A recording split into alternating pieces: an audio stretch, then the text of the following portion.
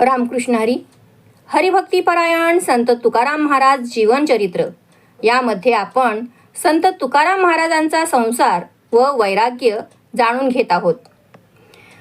तुकाराम आता देहू गावातच राहून वैष्णवांची सेवा करण्यात आनंद मानू लागले. त्यांची आदराने सेवा करून त्यांचे चरण धुवून चरणामृत घेण्याचा आनंद होत असे. संतांच्या चरणी सर्व तीर्थजल आहे ह्या शास्त्राच्या विधानावर त्यांचा पूर्ण विश्वास होता. वैष्णवांना ते फुले व तुळशीहार अर्पण करत. त्याचप्रमाणे त्यांनी शुद्ध ब्राह्मणांचीही आदराने सेवा केली. जेव्हा कोणी वैष्णव अथवा ब्राह्मण भुकेला आहे असे कळायचे, ताबडतोब आनंदाने त्यांच्या भोजनाची व्यवस्था करण्यात त्यांना आनंद वाटायचा. तुकारामांचा पूर्ण विश्वास होता की वैष्णवांची आणि ब्राह्मणांची मनपूर्वक सेवा करणे हा भगवत प्राप्तीचा सोपा मार्ग आहे आणि संतांच्या मुखातून येणारा प्रत्येक शब्द शास्त्र सत्य आहे असे समजून हृदयाशी धारण करीत असत.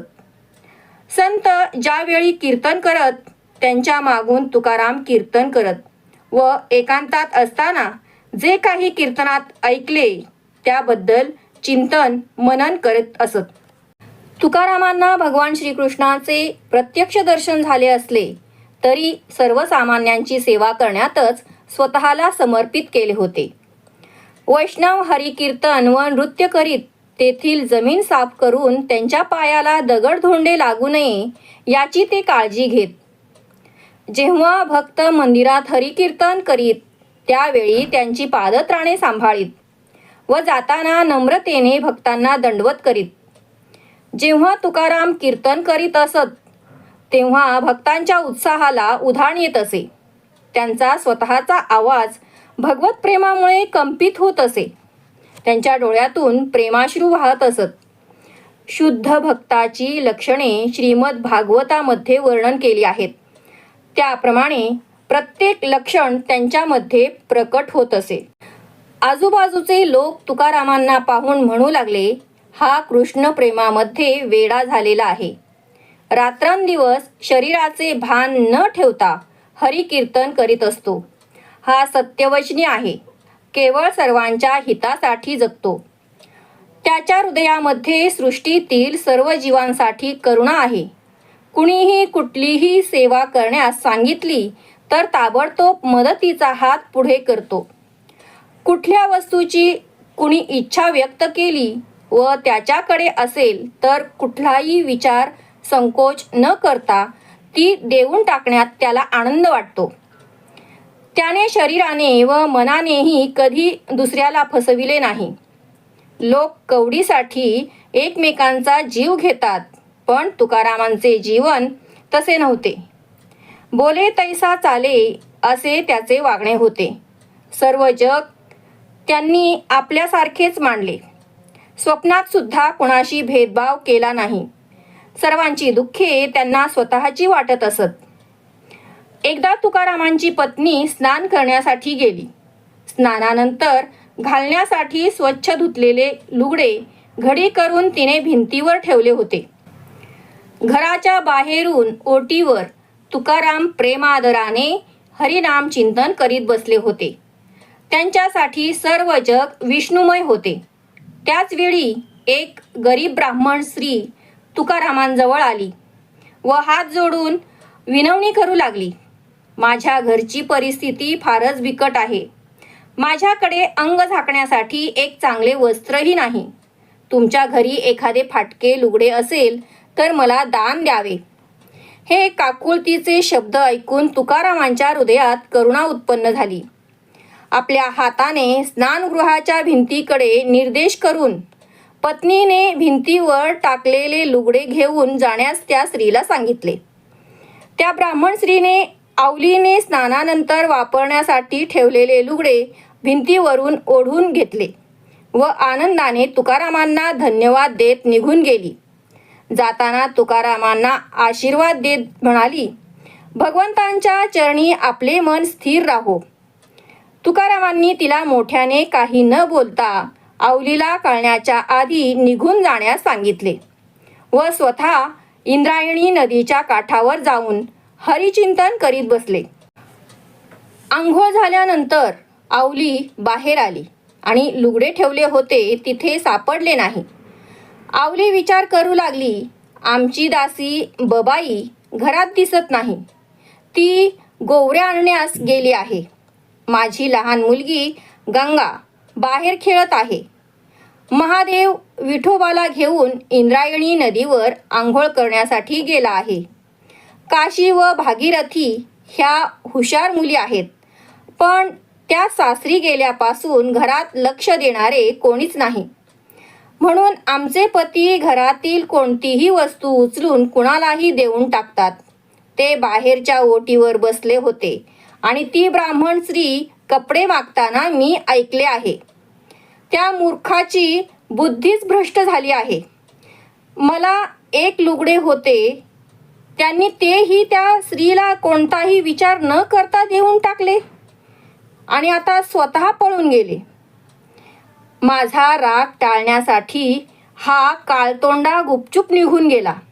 जसा विंचू डंख मारून आपल्या बिळात लपून बसतो, नाहीतर ह्याला मोठ्या आवाजात विठोबाचे नाम घ्यायची सवय आहे. पण आज हा शांत लपून बसलाय, कारण अन्याय केल्याची त्याला जाणीव झाली असेल. हा चोर माझा पती नसून मागच्या जन्मीचा वैरी आहे आणि माझा सूड घेण्यासाठी छळतो आहे. कुठली तरी स्त्री येते आणि हा तिला माझे लुगडे देतो आणि मला चुकविण्यासाठी जंगलात जाऊन बसतो. याला काय म्हणावे? माझे वडील आप्पाजी पंथ यांनी मला लुगडे घेऊन दिले होते. मी कधीही पतीच्या कमाईची भाकरी सुद्धा खाल्ली नाही. फक्त गळ्यात मंगळसूत्र बांधले म्हणून ह्याला पती म्हणायचे. नाहीतर हा कुचकामी आणि निरुपयोगी आहे. मला त्याची कर्तबगारी माहीत आहे. दिवाळे काढून बसलाय. दुष्काळामध्ये अन्न अन्न म्हणत पत्नी मेली तरी निर्लज्जपणे जगाला तोंड दाखवत फिरतो आहे. रखुमाबाईचे पूर्वजन्मीचे सुकृत चांगले होते म्हणून माझ्या अगोदर या जगातून ती निघून गेली. माझ्या नशिबाचे भोग भोगण्यासाठी या जगात मला ठेवले आहे. मी अशा तोकड्या कपड्यानिशी बाहेर जाऊ शकत नाही, कारण तिकडे गावचे लोक उभे आहेत. मला काय करावे सुचत नाही असे म्हणून ती रडू लागली. तेवढ्यात लग्न कार्याला आवलीला घेऊन जाण्यासाठी तिचे काही नातेवाईक आले व तिला बाहेर बोलावू लागले. जिजाई, आवली बाहेर या. आवली विवस्त्र अवस्थेत स्नानगृहात बसली होती. तिला लाज वाटू लागली. स्वतःलाच ती म्हणाली, आता माझा पती इथे असता तर एक चपराक मारली असती. काय करावे मला सुचत नाही. लग्नाला चाललेले नातेवाईक आवलीला हुडकत तिच्या जवळ येत असल्याचा आवाज तिला ऐकू आला आणि तिला जास्तच भीती वाटू लागली. अशा संकटात असताना दासांचा करुणाकर विठ्ठलाने आवलीच्या लज्जारक्षणार्थ पाठीमागून तिच्या अंगावर पितांबर टाकला. ज्याप्रमाणे त्रिविध तापाने त्रस्त झालेल्या जीवावर करुणेची शाल टाकावी, आवलीने ते तेजोमय दिव्य वस्त्र पाहिले व आश्चर्यचकित झाली. ती म्हणाली, ही त्या काळ्या विठोबाची करणी आहे. त्याच्याशिवाय असा चमत्कार कोण करू शकत नाही. माझ्या पतीला त्याने वेडे बनविले आहे, म्हणून मला सांभाळण्यासाठी वारंवार असले उपकार करत असतो. आवलीने ते वस्त्र परिधान केले आणि घराबाहेर आली. त्या वस्त्रातून दिव्य प्रकाश बाहेर पडत असलेला पाहून जमलेले लोक आश्चर्य व्यक्त करू लागले. लोक चर्चा करू लागले, आम्ही अनेक महाग वस्त्रे पाहिली, पण असे वस्त्र कधी नाही पाहिले. तुकारामाने कोणाच्या घराचे दिवाळे काढले व एवढी महाग वस्त्रे आपल्या पत्नीसाठी घेतली. त्याच्या घरामध्ये सर्व सुखवस्तू आहेत, पण बाहेर लोकात मात्र हा गरिबीत असल्याचा आव आणतो. बगळ्यासारखे ध्यान करतो व वैरागी असल्यासारखे वागतो. त्या वस्त्रांना इतके तेज आहे की डोळे दिपून जातात व त्यातून येणारा सुगंध सर्वत्र दरवळतो. आतापर्यंत पेटीत जपून ठेवली आणि आता वापरायला काढली असे वाटते. तुकारामांच्या अशा नाटकीपणाला अंत नाही. अशी चर्चा जमलेले लोक करीत असताना आवली समोर आली. तिला पाहून काही स्त्रिया म्हणाल्या, आवली, लवकर चल, लग्नाला उशीर होत आहे. आवली म्हणाली, मला काही माहीत नाही. माझा पती संसार आशा टाकून विदेही झाला आहे. हे ऐकून जमलेले लोक म्हणाले, आम्हाला आता नक्की सांग, तुला लग्नाला यायचे आहे की नाही. तुकाराम व आवलीचा गरीब संसार पाहून ते एकमेकांशी बोलू लागले. लग्नासाठी हे आहेर कोठून आणतील. मनात स्वार्थ ठेवून आलेले ते संबंधी वर वर आदराने बोलू लागले. आवलीने हे जाणून त्यांना सांगितले, घरातील कामं संपवून मी नंतर येईन. त्यानंतर ते सर्वजण निघून गेले. तुकारामाने त्यांच्या पत्नीचे एकमेव वस्त्र ब्राह्मण स्त्रीला दिल्यामुळे तिचे कठोर शब्द ऐकून सत्वर वनात एकांती निघून गेले. तेथे जाऊन पांडुरंगाचे ध्यान करू लागले. हे देवा रुक्मिणीपती, माझी विनंती ऐका. सर्व पापांच्या समूहाचा मी एक पुतळा आहे. मी तुमच्या चरणांचा आश्रय घेतला असूनही कुठल्याही प्रकारची मनोभावे सेवा करत नाही. मला अशी शिक्षा करा की जगामध्ये माझी मानखंडना होईल. मी वर वर तुमचा म्हणवतो. माझ्या संसाराचीही माती केली, पण मी दोन्हीकडे चोर आहे. पांडुरंगा, माझे हृदय तुम्ही जाणताच. असे नम्रतापूर्वक पश्चातापाच्या भावनेत चिंतन करत रात्रीच्या वेळी विठ्ठल रुक्मिणी मंदिरात आले. 2 खापऱ्यांचे टाळ बनवून आनंदाने कीर्तन करीत भगवंतासमोर नृत्य करू लागले. तुकारामांचे घर मंदिराच्या जवळच असल्याने आवलीला समजले की आपला पती मंदिरात आलेला आहे. आतापर्यंत तिचा राग शांत झाला होता, कारण भगवंतांनी तिला कठीण प्रसंगी पितांबर दिले होते. आवलीने आपल्या मुलीच्या हातून भाजी भाकरी पाठविली. तुकारामांनी त्यातील थोडीशी आनंदाने सेवन केली व उत्साहाने कीर्तनासाठी उभे राहिले. भाविक लोक मंदिरात तुकारामांकडून हरिकथा हरिकीर्तन ऐकण्यास येत असत. मध्यरात्रीपर्यंत भाविक भक्त बसत, मग हळूहळू एक एक उठून जात. तुकाराम मात्र अगदी शेवटची एक व्यक्ती असेपर्यंत हरिकथा हरिकीर्तन करत. सर्व लोक आपापल्या घरी गेल्यानंतर तुकाराम एकटेच मंदिरात बसून गीता भागवतातील श्लोक व संतांच्या अभंगांचे पाठांतर करीत. दिवसा वनामध्ये आणि रात्री गावातील विठ्ठल रुक्मिणी मंदिरामध्ये भगवत चिंतन व कीर्तनात मग्न असल्यामुळे मध्यरात्रीनंतर तुकारामांचे डोळे झोपेमुळे जड होत असत. पण डोळे चोळून पुन्हा आपली सेवा निरंतर चालू ठेवीत. तरी पण डोळे मिटून झोप येत असे. ते विचार करू लागले की ही झोप म्हणजे भगवंतांच्या सेवेत फार मोठा व्यत्यय आहे. त्यामुळे भगवंतांची सेवा आपण अखंडपणे करू शकत नाही. या निद्रेवर विजय प्राप्त करण्यासाठी आपण काहीतरी उपाय केला पाहिजे. आणि तुकारामांनी काय केले? आपल्या शिखाला म्हणजे शेंडीला त्यांनी दोर बांधला व त्या दोराचे दुसरे टोक मंदिराच्या भिंतीवरील खुंटीला बांधले व उभे राहूनच नामस्मरण चालू ठेवले. त्यांनी विचार केला, झोप आल्यावर माझ्या मानेला झटका बसेल व झोप पळून जाईल. तुकारामांनी 4 दिवस सतत हा प्रयोग केला व निद्रेवर पूर्णपणे विजय प्राप्त केला. आळसाला तर त्यांनी अगोदरच देशोधडीला पाठविले होते. भगवंतांच्या नामाव्यतिरिक्त काही त्यांच्या कानाने ऐकले नाही. भगवंतांव्यतिरिक्त तुकारामांच्या डोळ्यांनी दुसरे काही पाहिले नाही. भगवत नामाशिवाय ते आपल्या मुखातून दुसरे काही बोलले नाहीत आणि हा त्यांचा स्वभावच होता. सर्व जीव भगवंतांचे अंश आहेत म्हणून विठ्ठल रुक्मिणीच्या प्रसन्नतेसाठी निष्काम वृत्तीने निस्वार्थीपणे आपली शक्ती तुकाराम त्यांच्या सेवेत लावत असत. तुकारामांनी कोणी व्यक्ती आपल्या डोक्यावरून काही वजन घेऊन जाताना पाहिली तर स्वतः आपल्या खांद्यावर ते वजन घेऊन त्यांना विश्रांती देत. जर कोणी पथिक पावसात भिजत असेल तर त्यांना धर्मशाळेत अथवा मंदिरात आसरा देण्यासाठी घेऊन येत व तिथे व्यवस्था झाली नाही तर स्वतःच्या घरी त्यांची व्यवस्था करीत. त्यांची प्रेमाने सेवा करीत. कोणा यात्रेकरूंचे पाय चालण्यामुळे सुजले असतील तर गरम पाण्याने शेकून मालिश करीत. निर्दयी मालक आपल्या गायी बैलांना स्वतःचा चारा शोधण्यासाठी रस्त्यावर सोडून देत तेव्हा तुकाराम त्यांच्या चारा पाण्याची व्यवस्था करून त्यांची काळजी घेत. सर्व जीवावरील त्यांच्या प्रेम करण्याच्या वृत्तीमुळे मुंग्यासाठी देखील तुकाराम पीठ, साखर व तुपाचे गोळे करून ठिकठिकाणी ठेवत असत. सर्व जीवांबद्दल त्यांच्या हृदयामध्ये करुणा होती.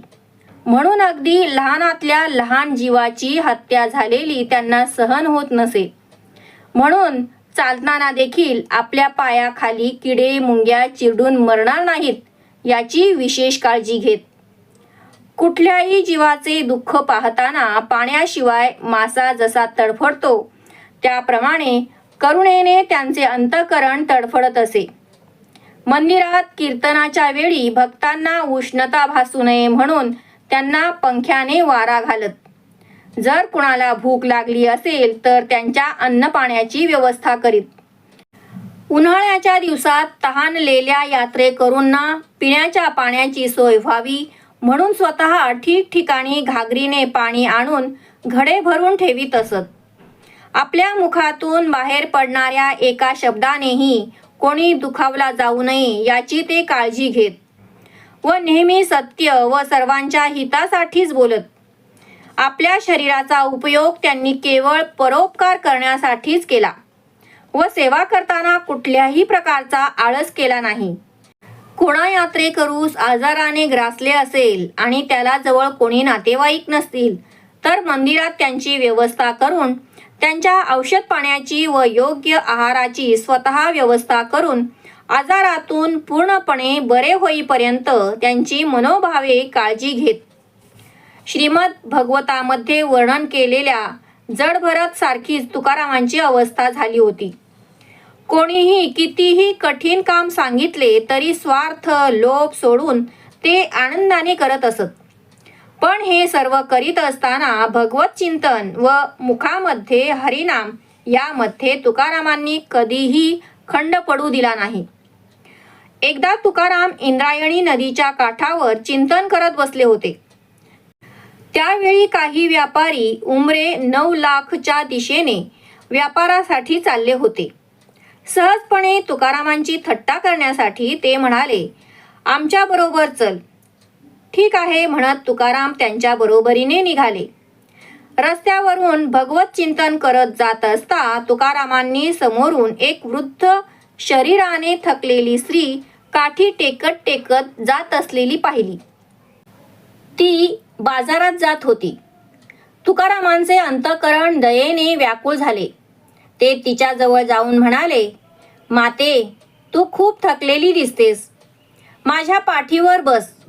तुकारामांची ही प्रेमाने केलेली विनंती ऐकून ती स्त्री आदरपूर्वक म्हणाली, तू बाजारातून थोडेसे तेल आणून दिलेस तर मी घरी जाईन. ठीक आहे, तुकाराम म्हणाले. त्या वृद्ध स्त्रीला आनंद झाला. तुकारामांच्या हातात तेलासाठी भांडे देऊन पैसे देऊन ती घरी निघून गेली. तुकाराम बाजारात गेले आणि आनंदाने त्या स्त्रीसाठी तेल आणून दिले. ती स्त्री कृतज्ञतेने म्हणाली, मी तुझ्या उपकाराची परतफेड कधीच करू शकणार नाही. काही दिवसानंतर ती वृद्ध स्त्री लोकांना म्हणाली, मला एका गोष्टीबद्दल आश्चर्य वाटते. कुणाला सांगावे कळत नाही. तुकारामांनी आणून दिलेले तेल 8 दिवसात संपायला हवे होते, पण कित्येक दिवस गेले तरी अजून जेवढे होते तेवढेच तेल शिल्लक आहे. हे आश्चर्यकारकच आहे. हे शब्द एकाच्या कानावरून दुसऱ्याच्या कानावरून असं करत करत गावात ही वार्ता पसरली. तुकारामांनी आणलेले तेल कधीच संपत नाही. एक निंदक म्हणाला, स्वतःच्या घरात मुलाबाळांना खायला अन्न नाही, बायको अन्न अन्न म्हणत मेली, त्याची याला लाज नाही. काही जणांनी तुकारामांची परीक्षा घेण्यासाठी त्यांच्याकडे तेल आणण्यासाठी डबे दिले. त्यांनीही अनुभवले की त्यांचे तेल खूप दिवस संपत नाही. सर्वांनाच याचे आश्चर्य वाटू लागले. काही लोभी व्यक्तींनी तुकारामांना तेल आणण्याच्या कामात गुंतवले. त्यांचे पूर्ण शरीर लोकांच्या तेलाच्या डब्याने पूर्ण भरून जात होते.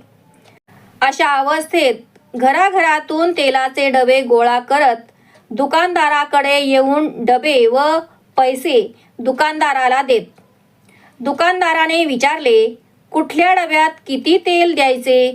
तर तुकाराम सांगत, तुला जे योग्य वाटते ते कर.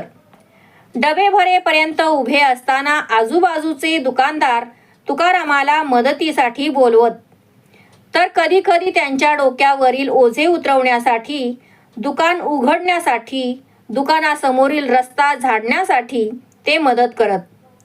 प्रत्येक प्राणीमात्राच्या हृदयामध्ये परमात्मा स्थित आहे या भावनेने तुकारामांनी भगवंतांच्या संतुष्टीसाठी सर्वांची सेवा केली. त्यामुळे सर्वांना तुकाराम आवडत असे. रात्र झाली असता तुकाराम विठ्ठल रुक्मिणी मंदिरात जाऊन रात्रभर हरिकथा हरिकीर्तन करीत. अनेक गावकरी मंदिरात येऊन आनंदाने त्यांच्याकडून उपदेश ऐकत असत. आपल्या पापमयी जीवनाबद्दल पश्चाताप करून भगवंत भक्तीमध्ये उन्नती करण्यासाठी प्रयत्न करीत असत. सकाळ होताच गावातील लोक त्यांची कामे करण्यासाठी तुकारामांना बोलवीत असत आणि तुकारामही सत्वर त्यांच्या मदतीसाठी धावत असत. हे सर्व करताना त्यांच्या मुखातून प्रेमाने निघणारे हरिनाम समस्त देहू गावामध्ये ऐकू येत असत. तुकाराम प्रत्येक भेटलेल्या व्यक्तीला सांगत, हा महत् प्रयासाने मिळालेला देह हरिनामाचा जप केल्याशिवाय वाया घालवू नका. आपले आयुष्य वाया चालले आहे. भगवंतांच्या गोड नामाचा जप करा, हरिकथा श्रवण करा. यातच मनुष्य देहाचे सार्थक आहे. दिवसभर लोकांची सांगितलेली कामे करत त्याच वेळी त्यांना भगवंतांची आठवण करून देण्यात त्यांना वेळ जात असेत. सायंकाळ झाली की विठ्ठल रुक्मिणी मंदिरात जाऊन प्रेमाने दंडवत करून दर्शन घेत असत. सावळ्या भगवान श्रीकृष्णाचे दर्शन घेताना त्यांच्या डोळ्यातून प्रेमाश्रू येत असत. शरीराला कंप सुटे व अंगावर शहारे येत असत. भगवान श्रीकृष्णांच्या दर्शनाने त्यांना परमानंद प्राप्त होत. अवलीला मात्र आपल्या पतीकडून लोक कामे करून घेतात याबद्दल राग आला. ती लोकांना दोष देत म्हणू लागली, हे मेले दुर्मती लोक, माझा नवरा वेडा झाला आहे हे पाहून त्याच्या हातात कोलीतच देत आहेत. एका बैलाचे ओझे वाहण्यासाठी तुक्याला सांगतात. माझा नवरा मेला तर त्यांना आनंदच होईल. अवली अशी भांडू लागल्यावर लोक तिला म्हणत, तुझ्या नवऱ्यानेच कोणाचे ऐकले नाही तर कोण कशाला त्याला काय करायला सांगेल. लोकांना दोष देण्यात काय अर्थ आहे. तुकारामांनी आणलेले तेल खूप दिवस चालते याचा अनुभव सगळ्यांना येतो, म्हणून पुन्हा पुन्हा लोक त्याला तेल आणायला लावतात. त्यांनी कशाला ऐकावे. आम्हाला का नावे ठेवतेस. स्वतःचेच नाणे खोटे असेल तर दुसऱ्याशी भांडण्यात काय अर्थ आहे. हा युक्तिवाद ऐकून अवली शांत झाली व मनात विचार करू लागली, माझेच नशीब फुटके आहे, म्हणूनच माझा जनामध्ये अनादर होतो. परंतु तुकारामांची अशी विदेही अवस्था म्हणजे त्यांचा तो स्वभावच होता. त्यांच्या हृदयामध्ये सर्वांबद्दल करुणाभाव होता. ते सकाळी लवकर उठून ब्राह्मणांच्या घरी पाणी भरून घरासमोरील अंगण झाडून सडामार्जन घालीत. पारध्याने जाळ्यामध्ये पकडलेले पक्षी पाहिले तर नम्रतेने त्यांच्याशी बोलून कसे बसे त्या पक्ष्यांची तुकाराम मुक्तता करीत असत. स्वतःला तुकाराम साधू संतांचा नम्र दास समजत व त्यांचे चरण धुवून ते चरणामृत प्रेमाने सेवन करत. वैष्णवांचे उच्चिष्ट त्यांना ब्रह्मरसापेक्षा मधुर वाटे.